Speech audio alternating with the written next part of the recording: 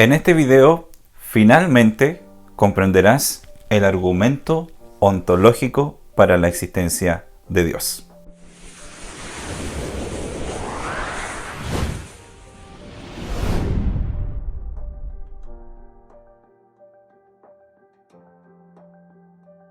Hola y bienvenido a Ayudando a Creer en Dios, el lugar que te puede ayudar a compartir la fe cristiana y también te puede ayudar a confirmar y a reforzar lo que nosotros creemos, a reforzar las verdades del cristianismo. He decidido dejar de compartir lo que he estado compartiendo en relación al libro La Resurrección de Jesús para explicarte este argumento que muchas veces es difícil de entender, el argumento ontológico. Esta es la manera en que yo lo entiendo y espero que te pueda ser de utilidad para que tú puedas entender este argumento un poco mejor. Así que vamos a ver de qué se trata. Te voy a mostrar las premisas de este argumento. Tú las puedes leer por ti mismo. Ahora, yo no quiero en esto explicarte y defender cada premisa, sino que lo que está aquí es la esencia del argumento. Así que vamos por parte. Esta es la manera en que yo lo entiendo. El argumento ontológico básicamente nos dice que es posible que Dios exista. Es posible que Dios exista. De acuerdo a lo que he leído, la mayoría de los filósofos está de acuerdo en que si es posible que Dios exista, luego Dios debe existir. Es importante, sí, aclarar de qué clase de posibilidad se está hablando. ¿De qué clase de posibilidad? Ya que existen dos tipos de posibilidades. Está la posibilidad metafísica y está la posibilidad epistémica. La posibilidad metafísica se preocupa de lo que es realmente posible. Se preocupa de que si algo es realmente posible. La posibilidad epistémica se preocupa de lo que es posible y de lo que es consistente con lo que sabemos. De lo que es consistente con lo que sabemos. En este sentido, algo, si es posible de forma metafísica, es necesario o imposible. Es decir, algo puede existir de forma metafísica, de forma necesaria o de forma imposible. Es imposible que algo exista si hablamos de la posibilidad metafísica. Cuando hablamos de la posibilidad epistémica, estamos hablando de que algo es posible o no es posible.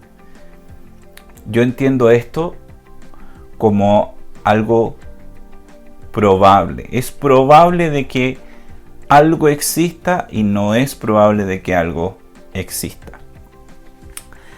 Vamos al ejemplo para poder entender un poco mejor estos dos conceptos. Por ejemplo, una ecuación matemática puede ser muy difícil de comprender. Una ecuación matemática puede ser verdadera o puede ser falsa. Si hablamos de la posibilidad epistémica, de acuerdo a lo que nosotros sabemos, de acuerdo a nuestra comprensión de la ecuación matemática, esta ecuación puede ser verdadera o puede ser falsa. Podemos simplemente expresar nuestra falta de comprensión acerca de la ecuación. Podemos expresar nuestra incertidumbre epistémica. No sabemos, de acuerdo a lo que nosotros sabemos, de acuerdo a nuestro conocimiento, si una ecuación matemática puede ser verdadera o puede ser falsa. Sin embargo, en la posibilidad metafísica, esta ecuación matemática puede ser necesaria o puede ser imposible. Es decir, la ecuación matemática, debido a su propiedad de ser una ecuación matemática, es necesaria o es imposible. Y por supuesto, nosotros diríamos que esta ecuación matemática podría ser necesaria, no imposible, ya que por medio de nuestro razonamiento y por medio de nuestra intuición nos podemos dar cuenta de que esta ecuación matemática sí existe, de que si existe es necesaria. Por su naturaleza, esta ecuación matemática tiene que ser necesaria, pero no puede ser imposible de forma metafísica. De forma epistémica, la ecuación puede ser verdadera o puede ser falsa, pero no podríamos decir que no exista.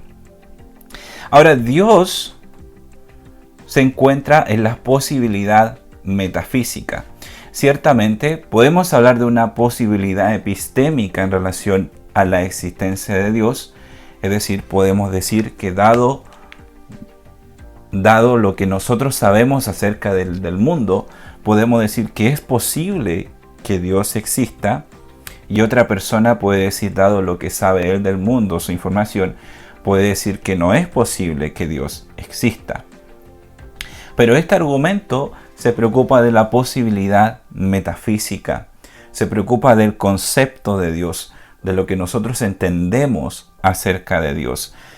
Si este concepto de Dios llegara a ser posible de forma metafísica, que no haya ninguna incoherencia, luego se sigue de que Dios existe. Ya que si el concepto de Dios es coherente, tiene que ser un Dios necesario. Debe existir de forma necesaria. Y algo que me faltó poner aquí es que el concepto de Dios es el concepto de un ser máximamente grande. Es un ser máximamente grande y por lo tanto debe existir de forma necesaria. Ahora, ¿cómo se llega a esta posibilidad metafísica? Se llega a través de nuestra intuición. Nosotros, al reflexionar sobre el concepto de Dios, podemos concluir que es intuitivamente coherente. Es decir, que el concepto de un ser máximamente grande es un concepto que es intuitivamente coherente y por lo tanto es posible. Es posible. No es como el concepto de un soltero casado. No es como el concepto de un soltero casado, que no podríamos decir que el concepto de soltero casado es metafísicamente posible, porque es un concepto incoherente. Cuando nosotros reflexionamos sobre el significado de estas dos palabras, de lo que significa ser soltero y de lo que significa ser casado, podemos ver que ambos son lógicamente incompatibles. No puede existir una persona que sea soltera y que sea casada a la vez. Por lo tanto, esa persona es imposible que exista de forma metafísica y también de forma epistémica. Es imposible de que exista una persona que es soltera y casada a la vez. Y el concepto de Dios no es como esto, es una idea coherente del ser máximamente grande, que es un ser necesario y que sustenta la realidad. Y esto es básicamente lo que dice el argumento ontológico. Si tú reflexionas en todas las premisas del argumento, la premisa crucial es tratar de establecer de que la existencia de Dios, de que el concepto de un ser máximamente grande es coherente y que por lo tanto es posible. Ahora, veamos algunas objeciones que se pueden presentar a esta idea. En primer lugar, algunos dirán que se puede postular cualquier cosa. Se puede postular cualquier cosa máximamente grande. Es decir, algunos van a decir, bien, si es posible postular este ser, si es posible postular a Dios como el ser más máximamente grande, bueno, es posible también postular un león. Se podría postular que un león máximamente grande existe. Algunos dirán que, de acuerdo a la lógica que utiliza el argumento ontológico, se podría decir que es intuitivamente coherente de que un león máximamente grande exista. Ahora, ¿cómo podemos responder a esta objeción y defender el argumento ontológico? Bien, podemos decir que para hacer el león máximamente grande, tenemos que atribuirle propiedades. El león no tiene estas propiedades de forma intrínseca, no pertenecen a su concepto de lo que significa ser un león. Por lo tanto, si vamos a postular a un león como un ser máximamente grande, tenemos que agregarle las propiedades. No tiene las propiedades intrínsecas. No así el concepto de Dios, que el concepto de Dios tiene estas propiedades de forma intrínseca. El concepto de Dios es el concepto del ser máximamente grande, y un ser máximamente grande tiene estas propiedades de forma intrínseca. El concepto del león no tiene esas propiedades de forma intrínseca, es un animal y por lo tanto para hacerlo grande se le tienen que añadir esas propiedades. No así el concepto de Dios. Ahora, otra objeción que se puede presentar a esta idea del argumento ontológico es decir que así como es posible postular la idea de que un ser máximamente grande existe, también es posible o es intuitivamente coherente postular a un ser que es casi máximamente grande.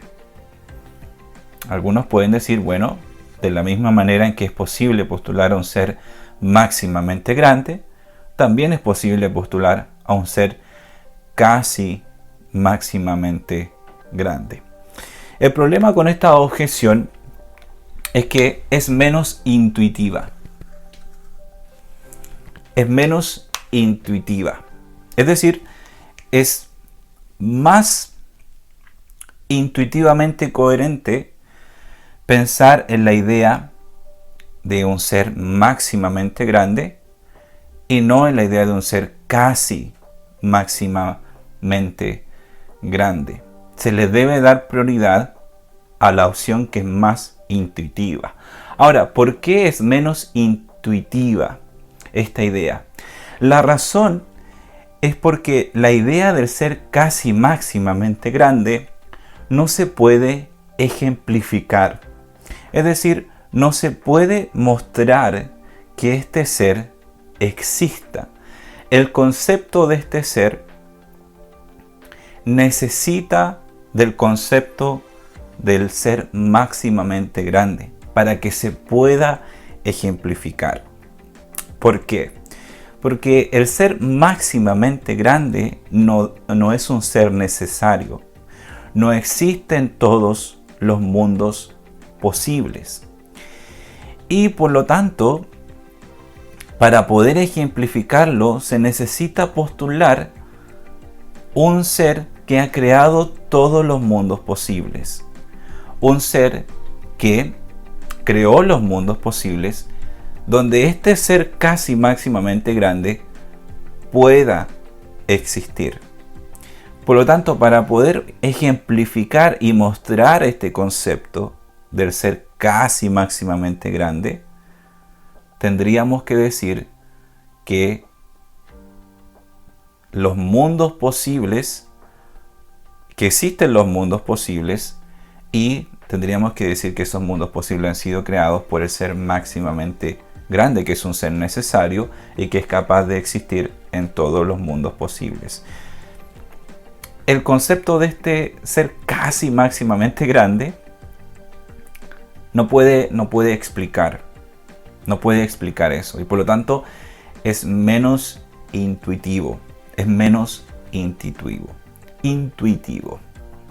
Espero que a mí me costó un poquito entender eso, pero de esa manera lo entiendo y espero que ustedes también lo hayan podido entender. Bien, esta es la esencia del argumento ontológico y algunas objeciones que se le pueden realizar. Finalmente, quiero comentarte que no solamente existe la garantía de la intuición coherente para creer en esta premisa, que es posible que Dios exista, es posible que un ser máximamente grande exista, sino que esta garantía también es reforzada por argumentos.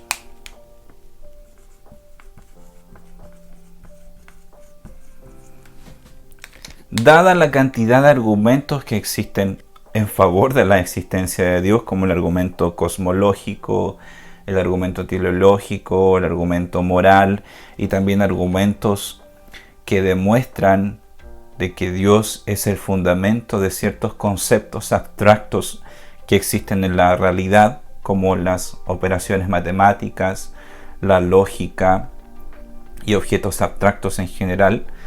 Dado estos argumentos, también es mucho más posible que este ser máximamente grande exista.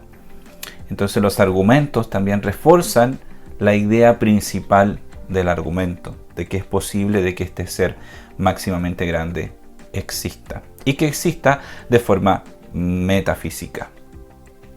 Su posibilidad es una posibilidad metafísica. Aunque esto todavía yo creo que necesito estudiarlo más. De esta manera lo entiendo, pero aún siento que no me he apoderado muy bien de estos dos conceptos. Pero espero haberte ayudado, aunque sea en un granito de arena, a entender un poco mejor este argumento. Bien, te dejo y te espero en mis siguientes videos. Que el Señor te bendiga.